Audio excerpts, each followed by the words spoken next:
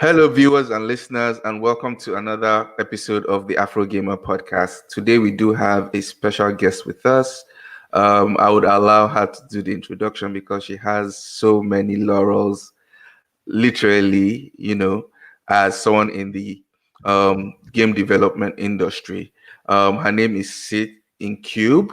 Forgive me if I'm not pronouncing your name properly, and I will allow you to introduce yourself so that our viewers can know who you are. Hey, hello viewers. So my name is Site Ngube. Okay, Yes. I knew I had a feeling I was not doing justice to the name. I do apologize. So my name is Site Ngube. I do a bunch of things, but everything for me started with community management and game development. Um, I also help with game development events, and I ran an initiative called Proserium.net that has a goal to document 1,000 African women and their contributions to games. And most recently, I was appointed as one of the advisors for the Black Game Developers Fund by Humble Games. And yeah, I guess that's it for now. But like a lot of times, I'm in and out of things that are mostly events and initiatives to get more Africans in games because that's what I am all about, getting more Africans involved in making games. Okay, thank you very much, Site. Now I'm going to pronounce it properly. You mentioned you started off as a community manager for game development. The question to you now is, how did you get into game development? How did the passion start? Okay, so it all started with um where can I say it started? I mean, playing games is something I've done for the longest time. Like I'm quite an introverted person, even though I have brothers. In fact, like since I have brothers and family that plays games, like all we do at home is play games. Like from the time we were kids, we never played outside much. We actually weren't allowed to play outside, so we were always inside playing games and playing the computer. I'm sure my mom was kind of happy about that because she always knew we were safe in front of a screen. We weren't outside. Yeah, so that's where the interest started in my whole life. But like in terms of actually making games. So when I was about, let's see, or let me just give the year because I can't calculate how old I am. In like 2013, I started working at a tech incubator as a social media manager, Bongo Hive. So I was, or social media intern first and then manager. And um, and I was basically, a lot of what I was doing at the time was talking to people in the community, find out what they're doing, and writing about, interesting things people are doing in tech. Um, and while I was working there, I found out about a game developer from Zambia, someone who made their own game using Java. His name is Ifunga. He made a cool game, a JRPG based on a comic, and I thought it was like so cool. That was the first time I ever heard of someone in Zambia making their own game, and the amount of work he put into it, like it was such a like he made all the stuff, everything using Java, and th- it was his own story. It was very original, and I just thought it was so amazing and so cool. So I profiled him, and um, from there, I was just like, wow, like I'm sure there are more people in Zambia who are making their own games. I wonder where they are.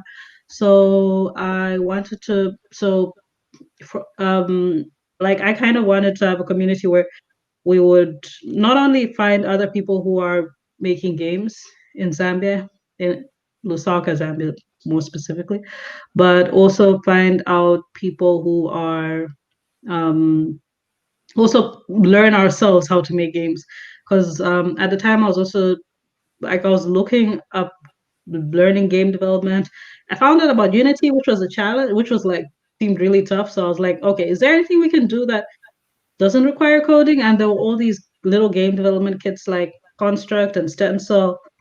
and it was fun just exploring them as a group. So it started a community in Zambia at the time, called the Bongo Game Lab, and we would just host events to get people more interested in game development. We had an event called the Game Dev Weekend, and like the space was small, but it was the first time that the space was so packed. Like we actually had to turn people away, and I was like, well, actually, that was where Bongo Game Lab was formed. After we saw like how interested people were in actually learning how to make games, I was like, whoa, like if people are this interested, like let's keep going. So yeah, the year after that, we applied to host Global Game Jam in Zambia. Global Game Jam is the largest game development event in the world. It happens online in the last weekend of January, and people in various locations in the world just come together and make games over a weekend. So that was yeah, we hosted that event in Zambia. And the year afterwards, they invited me to be a regional organizer. Um, and I was like, oh no, that's really cool, like regional organizer for Sub-Saharan Africa. And I thought that was really cool because I was interested in finding out what other communities there are in Africa for game development. And I think, yeah, that's the story of where it started. Um, yeah. Okay, wonderful, wonderful. That's interesting. It doesn't look like you do have a lot of experience from everything you've told us. I know growing up as a kid, we're just interested in playing of the games rather than knowing, how does it work? How do you put all this thing together? And you've been able to break it down as to now, people are kind of curious and more people are going into game development. The question I ask everyone that comes on the show is game development in Africa as a whole. How would you rate it over 10? Over 10. Yes, your Okay. scorecard over 10 and why? I can't give a rating for the whole continent, Okay, because people go ahead. no, I can't give a rating out of 10. I can't give a rating out of 10. It's too hard for me to give a rating out of 10 for the Is whole it continent. is it because Um, it's too low or it's too high or you just no, haven't seen enough? it's nothing. It has nothing to do with that. It's just that things are so different. And it's just that things are so different. Like, for example, if you look at the South African games industry and you take another random games industry, okay, like South African game industry, Zambian games industry, maybe the Togolese games industry, like they're all very different. So it's very hard for me to give a rating, even if you ask me. And also, it's a very tough because I'm trying to think, like, even if you ask me about another part of the world, like if you said the European games industry, I don't know if you would want me to like just look at the best stuff or if you want me to look at Europe as a whole. So it's really hard to give a rating. Yeah. No, I think you can use the metrics of in your perfect world, this is where you want Africa to be. But now your scorecard will be like, okay, fine, this is where we are at now. So, okay, let's remove the scorecard. Let's say, okay, in your perfect world, what will you want Africa to be in terms of game development? And from what you've seen and your experience, where are we now? So in my perfect world, I would want Africans to be able to, I mean, I say this all the time, to be financially, culturally, and socially benefiting from games development. Like, okay, like I think we have a lot of potential and we are not anywhere near where we can reach. So I would give us a low rating, but it would seem pessimistic for me to give a low rating, but it's because I think we can go really, really far. So if you were to ask like where we are on in terms of being on the way to where I would want the games industry to be, I would say two or three, but it's not. Yeah, it seems like, yeah, giving a rating it doesn't seem so nice, but the reason I'm giving it that is because I I think we have a lot of potential, and the path to us being able to benefit from the industry is like we have a lot of things to do, but also the rest of the world. um, in comparison to the rest of the world, I think we give too much attention to the rest of the world and we don't Mm, really acknowledge, or let me just say specifically, we give a lot of attention to the Western world in game development and we don't give that much attention to people in other parts of the world because actually something I learned recently, which if you were to actually think about it, it's if you actually think about it, you might realize it. But the the global south or the outside the west, let's say South America, Africa, Asia, countries outside the west, they are actually in the majority of labor in the game development industry. But when you go to conferences and talks about game development industry, they talk about they talk about the rest of the world being the minority, being yeah, but actually the vast majority of the rest of the world contributes to the labor of game developments, like particularly in AAA studios. So it's something which you don't really think about that, but then you realize like, well, actually, there are a lot of people outside the West. In fact, the majority of the people in the games industry are outside the West. It's just that the attention and the focus of the industry is a lot from a Western perspective. So um yeah, I think reframing that way of looking at game development and putting ourselves in a position that our work can be recognized not just in the stories but even with um, people's own personal career achievements. I think that kind of stuff can really change where we are in the game development industry. Yeah. mm. Okay, wonderful, wonderful. So for all our viewers and our listeners, if you have any questions for Site, go ahead and throw it in the comment section, and we'll go ahead and read it. We do have a few comments, and let's just briefly go through them and get back to the conversation. So we do have Olutosin Ogunyebi. He said, Site, a big inspiration. Hey, Toshin. So we have Stevenson. He said you can use Unity without coding. Yeah, And you can now. Yeah. and he But said, okay, go ahead before I read his. oh, no, I'm saying like where I found Unity in 2013 was extremely intimidating. Like where I found in Unity at the time, I couldn't figure out how to do stuff. And even the tutorials, it seemed like wow, like just to move, just to have a character move, you have to put all this code. I was like, surely there must be an easier way. Mm. Yeah. Okay, so he also said I use Unity and Unreal Engine. And going to the scorecard, he said Africa 4/10. So Stevenson, why are you giving the continent 4/10? Oh, so I'm actually looking here, and he's like Africa 4 out of 10, Nigeria 1 out of 10. No way. Nigeria is really is one of the countries that's pretty ahead or using their resources well, particularly with mobile game development. And I know Nigeria gets a lot of support from the diaspora, like for their local game developers, which is really cool. Um, yeah. Okay, so Stevenson also countered what I think. Okay, he just commented again. Said majority of Nigerian game developers I know aren't in Africa; they are based in the EU. I don't agree with that. Mm. I Yeah, I don't agree with that. I don't agree with Well, that. literally all the Nigerian game developers I know are based in Nigeria. Exactly. Uh, Same here. Shout out to Hugo Obi, who just released Ward King recently game.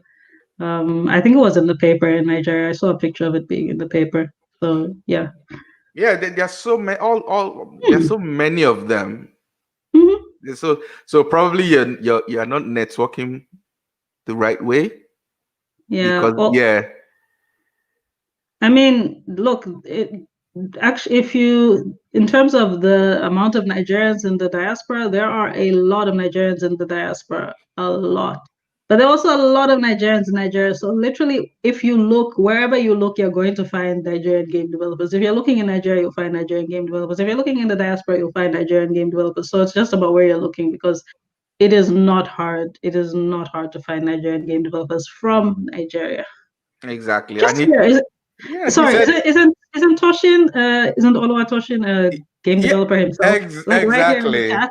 Yeah, so I was about to refer him to. So Steven Singh, you're not the only person in Nigeria because I can see you saying you like to network, you like to meet them. We do have Tosin who is in the chats. He is a game developer, and he's one of the figures in the game development community. So you can reach out to him, you can connect with him, and he will link you up with a lot of people. So Tosin also said, congratulations on becoming a strategic advisor for the Black Game Developer Fund. How will this impact Africa as a whole? Oh, thank you, Oluwa Toshin. So I'm hoping, like, it's so hard to find opportunities for funding game development in Africa. Like, despite people's attitudes changing, like, people are becoming more accepting of game development as something to pursue. But people aren't throwing money at game developers here. So it's so hard. And game development needs the resources. Game development needs resources. It's not something like, I mean, a lot of things are becoming easier to do, like making your own videos, films, or whatever. Like, you can kind of pick up a phone and make your own like little documentaries and stuff. But that's not the case with game development. You will always need more resources than most other arts. So I hope that people seeing that there is a fund available for um, game developers from black game developers from all over the world, including Africa. Like the West is, so Humble Games is in the States. But I hope that people seeing that, oh, okay, people from that side want to fund game developers in Africa. I hope people in Africa start seeing that there is value in what we have here and start funding our own ventures, like putting money into our own ventures, because it is honestly so hard to get the resources for game development. And even when you have the resources, you need time to work with them. That's time which require if you want it to happen in a reasonable time, people need to work full time on stuff.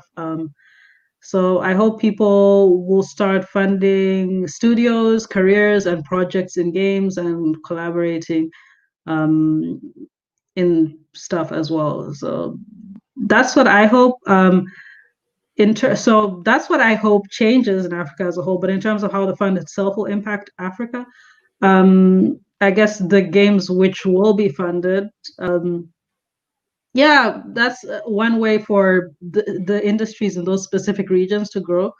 And also, getting funding from once you actually start getting that first funding, it gets easier to get further funding. So yeah, I hope it does have an effect like that on the games that do get funded. Yeah. Okay, all right. So there's this misconception about game development. When you Mhm. say you're into game development, the first thing they think is you make games. And you have been able to explain, even to myself, that there's a whole lot of roles and talents that does not have to do with actually creating the games. And you are, you are a figure in that community for Africa. I think it would be nice for you to break it down to us as to what does game development entail and what other roles aside actually making the games. Yeah. So yeah, we had this talk earlier because you wanted me to give my background in game development, and I was like, actually, I'm not that involved in game development, in specifically in game development, even though I do make game jam games, so I'm not a game developer. Oh, you asked me about my career as a game developer. Yeah, that's what you asked me. And I was like, Yeah. I don't really consider myself a game developer, but I am in the community and in the industry.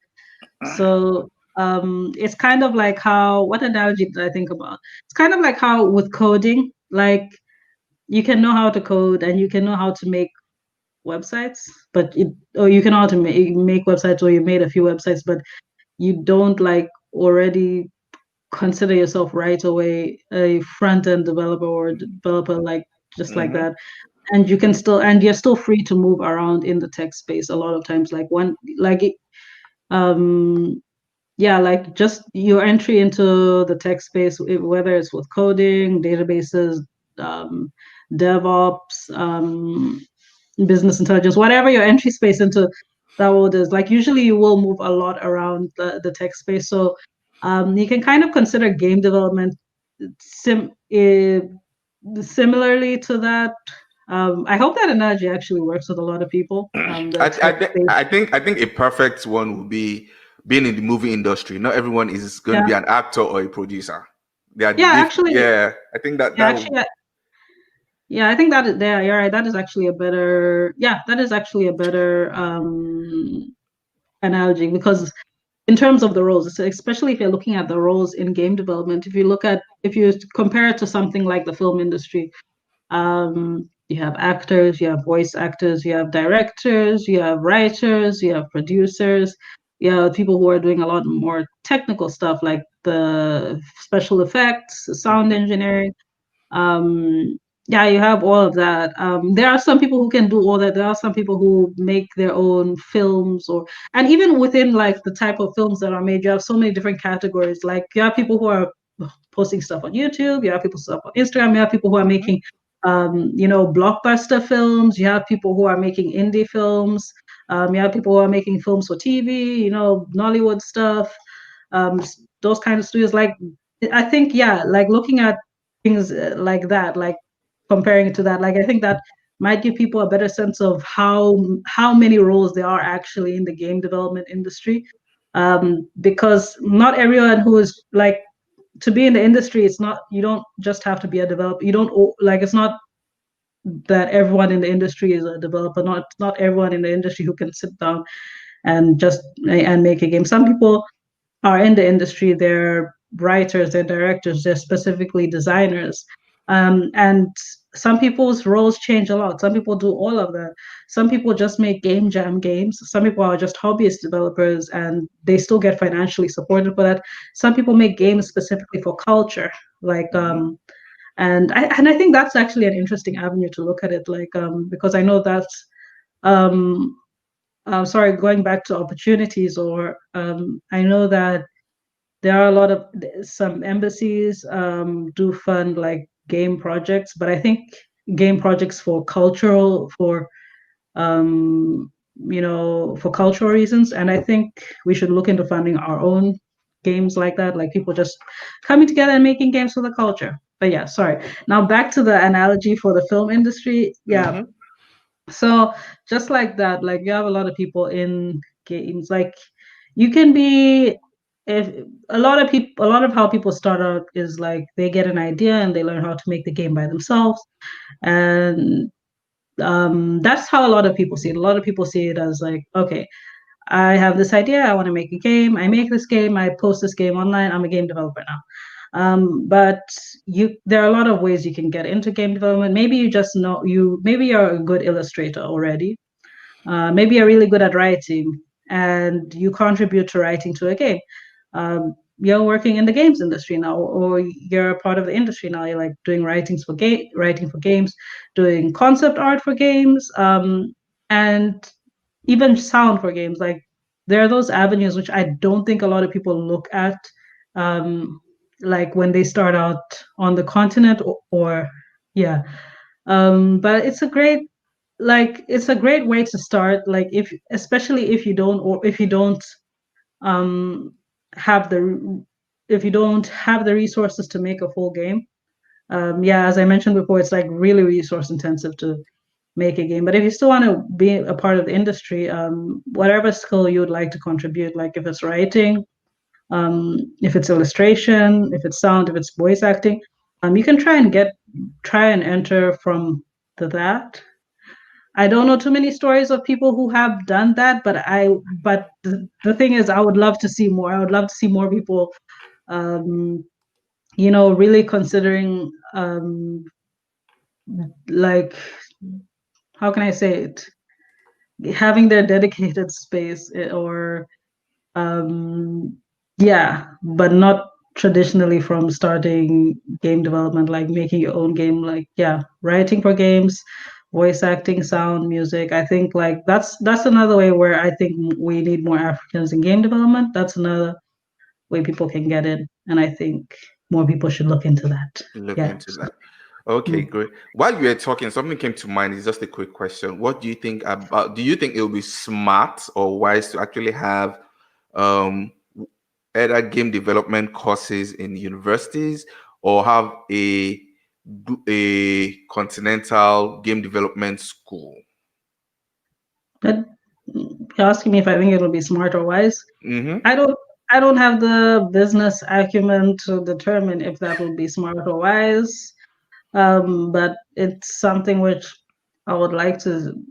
I mean, I think people are already giving it a shot. I saw something recently. I just don't want to say any name specifically because I might be getting things wrong, but I do recall seeing, if not one, two sort of Af African game development courses, like outside of South Africa. Because I think like the South Africa has for a long time been like the only place you can really study game design and development in Africa. But I think maybe other places are starting to look at having professional courses for that. Um, so I think I've seen two places recently, but I'm not gonna say the name The specifically names. because I might get it wrong. But maybe you know about them. But yeah, I mean, I do think more people should give it should yeah, I think more people should give it a shot. Let's see how it works out. Let's see how it works out. Let's see what we can learn from that. Mm. Yeah. I don't think I know anyone per se. I know someone who does um, game development classes for young kids. I know Mm. just that one person. Okay. No, that's not what I'm talking about. Let me Google it right now. Okay, we can go to the next question, but I will Google it, and if I am right, I will say it. Okay, Um, so let me just read a few comments. Okay, so Ajayi Joshua said, Yo, Stevenson, I know that feeling, but trust me, there are about 60 plus game developers I know personally, including myself and Tosin. So there you go, Stevenson. And he further went and says, Site, elbow grease. Please, how do we locate you and others like you in Africa who do other things in games aside from programming? We honestly need a more robust games community. okay, you have located me. I'm here. I'm here. Joshua, at the end of the show, stay tuned. She would be able to give you more information. Like, if you want to follow her on Twitter, she would give, if that's okay with you, how you can connect with her. He also said, there are games development courses offered in universities outside Africa right now. Yes, Yeah. that is a given. That is a Okay. given. And And I he agreed with you. He said it won't be bad. It won't be so bad if we give it a shot here. Right, and I found what I was talking about, and I was actually right. I was gonna say it was Letty Art. So Aram Tawia, one of Yeah, I our know Letty continental pioneers. Yeah. So um, joining forces with Ghanaian Blue Crest College to launch a series of virtual online certificate courses Oh, for game wonderful. development. Yeah, Wonderful. and Well, and I think that is a great. And I think that's cool, especially created by someone who is a like kind of like a pioneer in our field because Aram has been doing this for a while. Like I remember in 2013 when I was looking for game developers in Africa, Aram was like he was on top of like I was always finding out about Aram and like he's been at it for a while and he has a unique vision. So I'm like, yeah, yeah. Oh, yes, yes, yes. No, sorry, I'm just looking at this. Yeah, Blue Crest University College launches virtual online certificate courses in Ghana.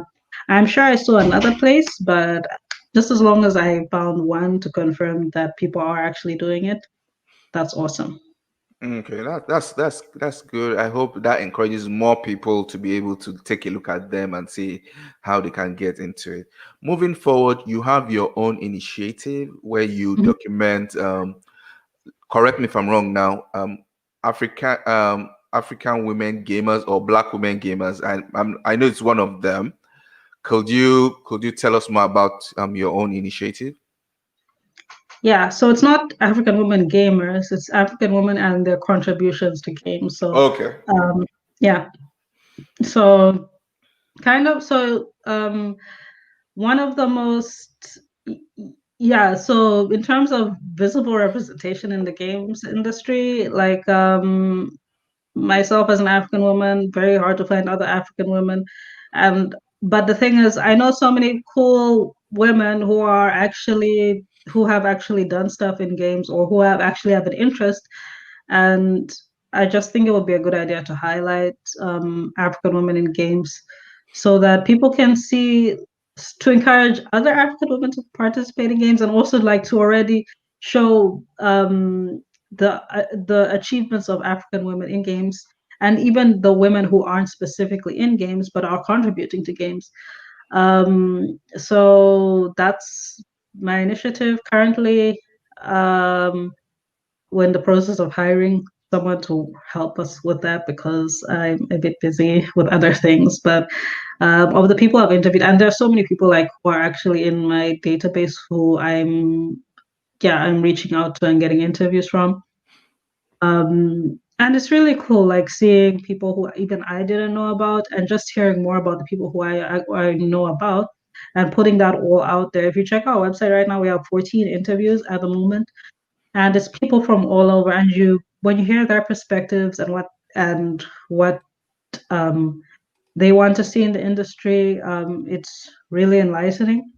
And also myself as a Oh, yeah, you opened the website. Myself as an African woman in games,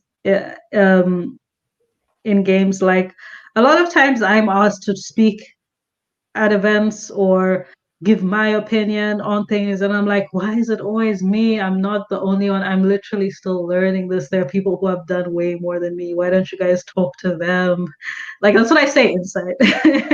So I'm just like, so I would like to highlight like African women. I'm like, look, I promise you. And also in my head, like when I started, like when I started looking for African game developers in general, in a lot of places, people were like, no, there are no game developers in this country, and I'm like, I refuse to believe that. Like, you can't tell me that a whole country of people, like, look, the whole world is making games. The whole world is making games. There are games all over the world. You can't tell me that there is a whole country where no one has ever made a game. You cannot tell me that. So, like, like one of the things I enjoyed doing as part of the Global Game Jam in terms of looking for more countries to participate is I enjoyed looking for those specific communities where there's someone who has made a game and um, kind of getting them to participate in the Global Game Jam. Maybe they start a community there, which is nice. So even in terms of African women in games, why I say 1,000 African women in games,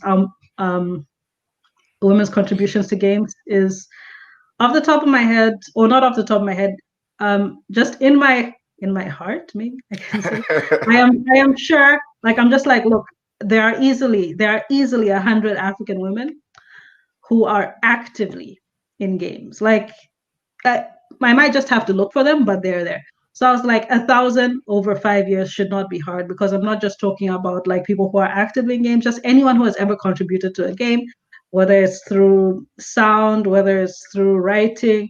I'm like, there must be 1,000 African women in the world who have contributed to games. Let's find that. It's just like a cool personal goal of mine. So I want to see where that goes. Yeah. Oh, you can go back to the website. You scroll down. I just wanna see my last two interviews. If Okay, just one moment. I can kind sorry. of pick it up. Yeah, that's fine. Yeah, so if you scroll down, so my last two interviews, there's Nima Iyer and Joy Ajay. Joy from Nigeria. Who was saying they don't know any Nigerian game developers? Yeah, we even have Joy here. Yeah, so like for example, like yeah, so this is the kind of stuff I love uncovering. And Nima, she's a civic technologist, and her visual novel um was Choose Your Own Fake News. It was actually featured, I think it was featured on CNN or something. And it's a visual novel style game. Like it's which is mostly story based and illustration based. She did all the illustrations and all that stuff. Cool stuff. And this is the kind of stuff which I like to bring to the forefront because people make games for different reasons. Like it was more kind of a game to highlight fake news. And Joy is yeah, so she's a game developer in Nigeria, and she's also, I think, the first African woman on what was it called? Women in Games. Women in games. In, She's an ambassador. yeah, Yeah. yeah, she's the first Women in Games ambassador for Africa. So like people are doing really cool things. And I want to highlight the women who are doing cool things from Africa so that, like if you come to our website, I would really love for you to be able to just come and see like by the end of 5 years, 1,000 African women making games. I mean, 1,000 African women and their contributions to games. Just look up their stories. You can contact them, and you know, whatever you're looking for, you'll probably find, or I hope you find. And support us on Patreon if you would like to see more stuff. Okay, guys. So all our viewers and our listeners, the website is proserium.net. So go ahead, check it out. Support them, you know, and all. They're doing great things, and that would be wonderful of you guys. Okay, so let me take that out. Excuse me. More comments. Tosin said Aram is a father figure to us and a very big motivation to help game developers. Okay, I guess Joy Ajayi is also very popular, just like you are, and yeah. Oh, they both have Ajayi. Are you guys related? Are you siblings? Are you guys siblings? Yeah, that's Maybe. That would be really cool. yeah. It will be. So moving forward in terms of African women in game development, esports, anything in that industry and field, with your experience, do you think if cultural background is hindering women going into that industry? Hmm. Oh, okay. Sorry. Wait, Joshua said no, they're not No. related. So conservative. Sorry for the assumption. So in terms of, huh, I think a person who would be, I don't know if you've had Cholwe speak on your show before. I see her in the comments, Cholwe Shabukali. Oh no, Um, she's a friend to the house. Yeah, yeah, she has spoken. Yeah. yeah. So asking if the backgrounds hinder people from taking part, in terms of esports and stuff, Yes, maybe. game development is for anything related. Do you think, the whole mindset of, how a lot of Africans were brought up, or things they saw, okay, fine, women are meant to be homekeepers, and find that, a lot of women are trying to empower themselves. We know that, we're happy that it's happening. Do you think that mindset also is affecting them going into that industry? I I think it's affecting them, yes, in a way, and but also I think it's affecting um their visibility because I know a lot of friends who play games, like prob a lot of women. I know a lot of women who play games, and they're really fun women. They're really cool people, but they aren't as visible as I guess the guys in the industry. And one of the reasons is because uh, this I heard from friends personally a few years back. Kind of like when I started game development workshops, I the first time I held an all women's game development workshop, I asked, there were people who were just around me all the time, who I didn't even know played games, but they were my friends. And when they showed up for the workshop, and there was a conversation about um, how do you react to the way guys treat you? And I guess for me, I was used to it a lot, or I didn't get as much negativity because I was always playing with my brothers and it was just a family thing, my brothers and cousins.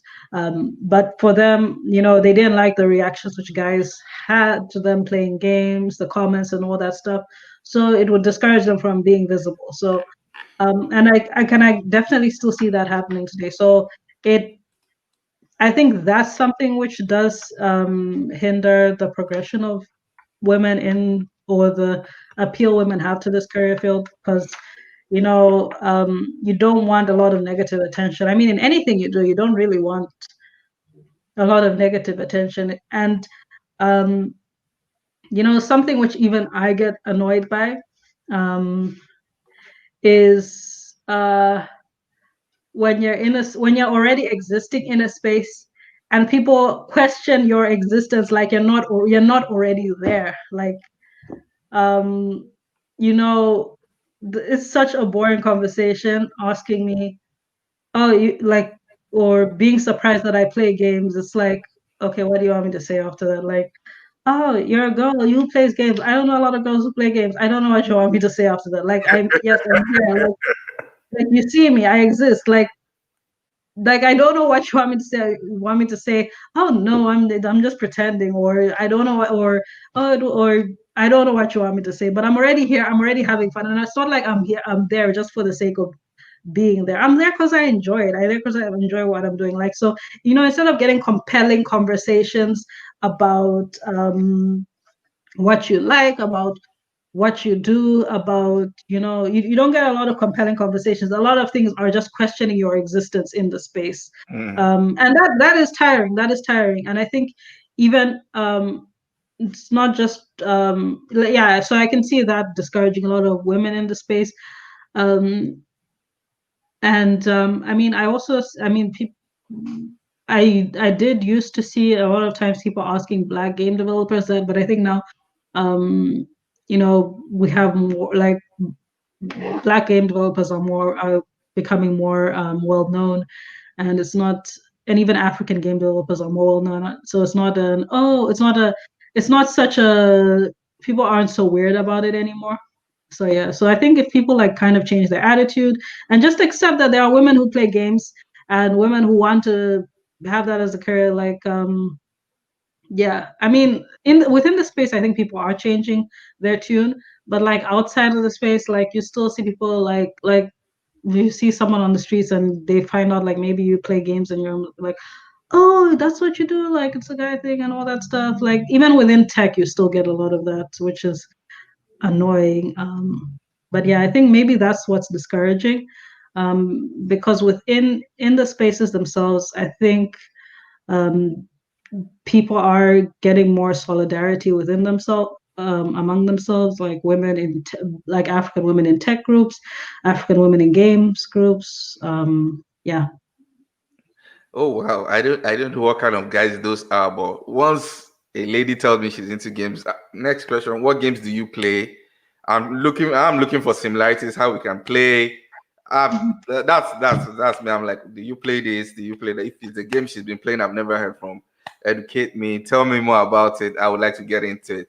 But hopefully it's changing because I know in the esports scene also there's that debate of lady gamers and how they having that backlash, like whole you see, people have cussing them out, like you Mhm. suck, you shouldn't be a female, you shouldn't be a gamer. And so, but I think the likes of Twitch, YouTube gaming, Facebook gaming are kind of putting systems in place where you cannot use vulgar words on streams. So I think that is a nice starting point. So moving on, talking about opportunities for Africans in game development, I think you could break that down. What opportunities are there?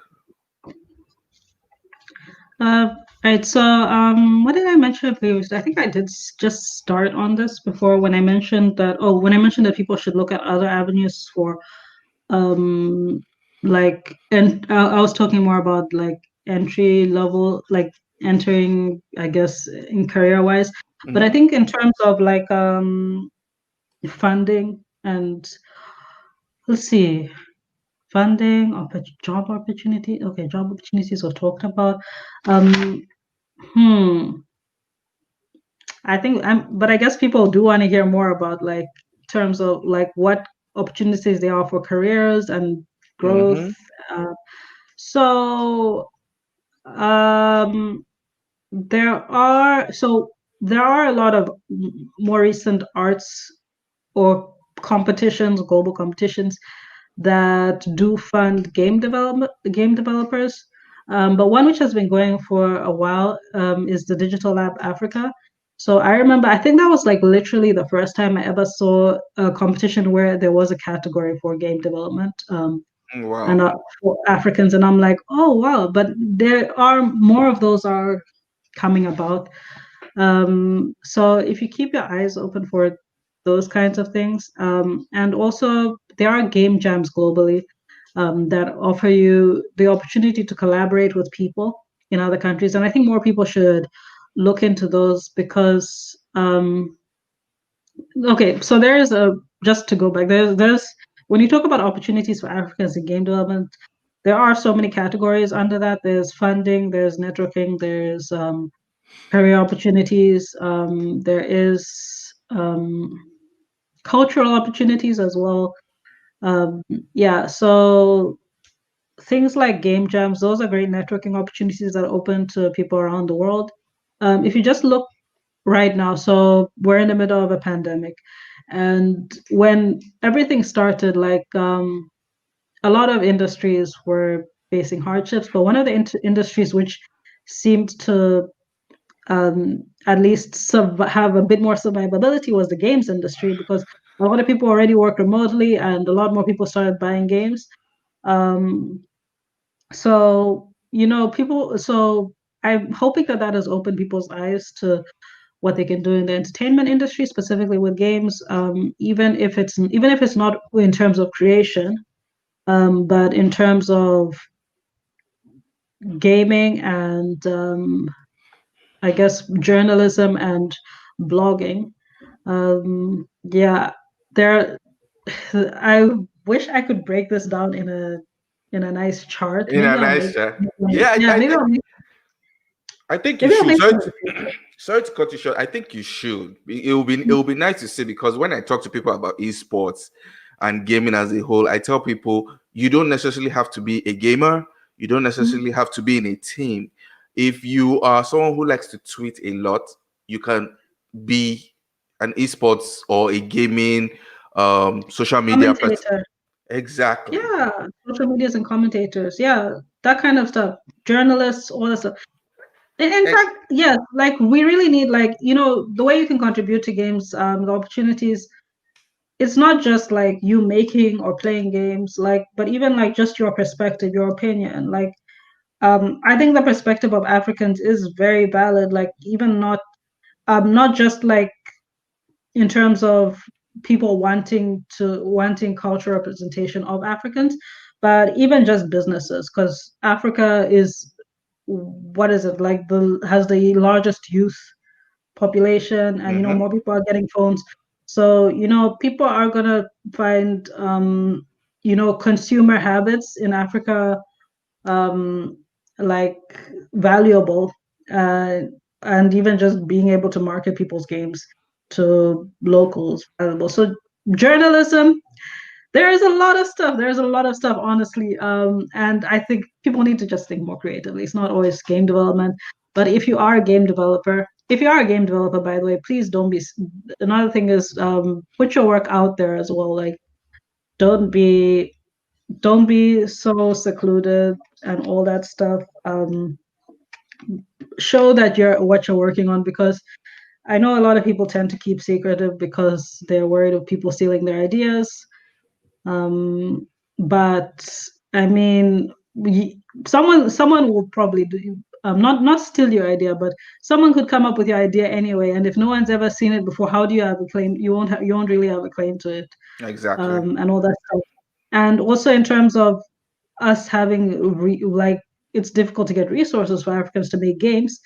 Um, you if people can getting one of the things that help games become successful is, when they have an audience that has been following the development. It helps inform features which people want. It helps build, like, people. It shows the interest which people have in already buying the game. If you decide to fund your game, maybe once you launch a Kickstarter, you already have an audience. You won't be just launching a game out of the blue, which no one will want to look at. You'll have momentum. You'll That kind of stuff helps getting publishers on your side and all that stuff. So yeah, let's just be more visible. I think there's so much to talk So, about, so and Yeah, there's honestly so much to talk about with that. Okay, so Tosin said so many roles in the gaming industry that have not been tapped into, which is Yep. very, very, very true. Um, we are out of time. It will have been wonderful What? just talking and talking and talking with you.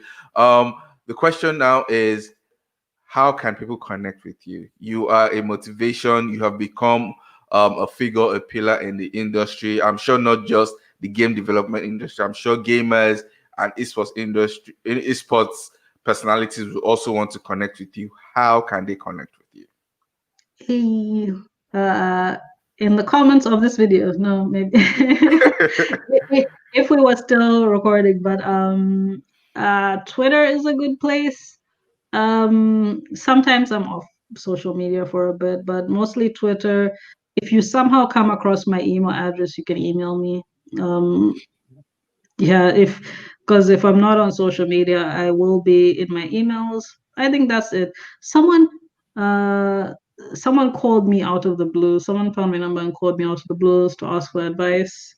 I don't recommend that because phones, I don't like picking up phone calls, but although I was happy to hear about the person because it's someone I'd never heard in the games industry, but don't find my number and ambush me.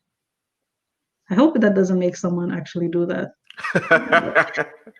Email is best. Email is best if you like really, really, really want to ask something specific, but social media is also fine. I follow back and all that stuff. Do you want to drop your email or and social media No, handle? not my email. Social media at Okay. underscore Lady Sith. Okay. So underscore Lady Sith, and that Mhm. is her name without the E. Mhm. So you can follow her on Twitter. You can tweet at her, and she would go ahead and respond.